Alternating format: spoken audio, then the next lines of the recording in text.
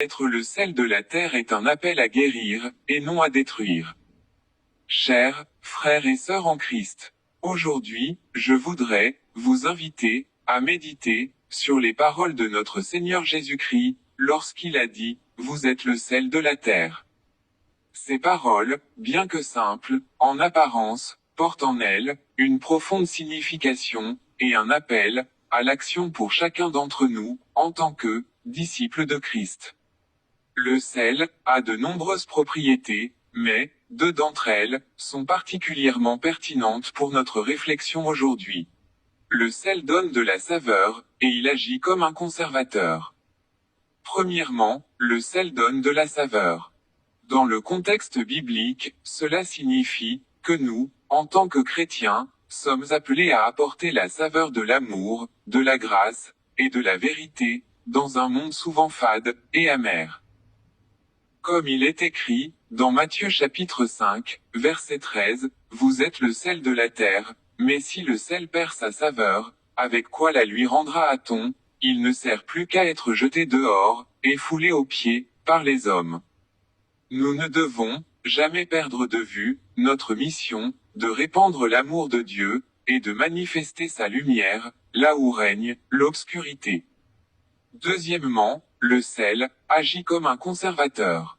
Dans un monde corrompu par le péché et la dépravation, nous sommes appelés à être des agents de transformation et de préservation.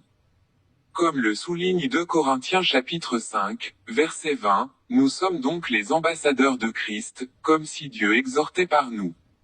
Nous vous en supplions au nom de Christ, soyez réconciliés avec Dieu.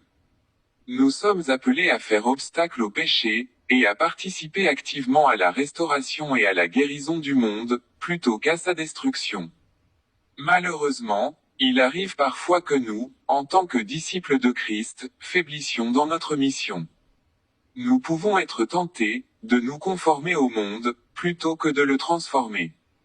Nous pouvons être tentés de fermer les yeux sur le péché, plutôt que de le confronter avec amour et vérité.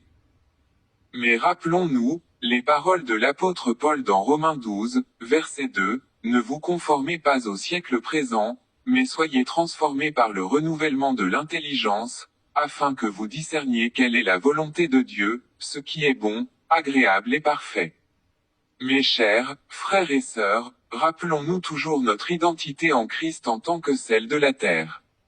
Soyons des porteurs de saveur, et des agents de transformation, dans un monde qui a désespérément besoin de l'amour et de la vérité de Dieu.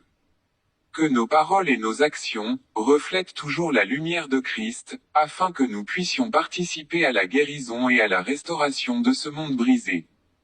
Que Dieu vous bénisse et vous garde dans sa grâce et dans sa paix.